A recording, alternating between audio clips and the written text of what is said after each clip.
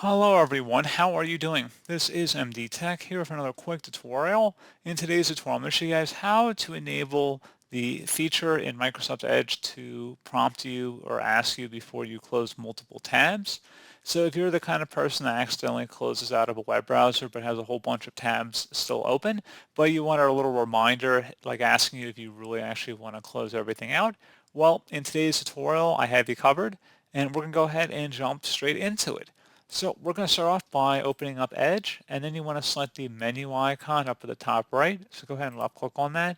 Go down and select Settings. On the left side, you want to select Accessibility.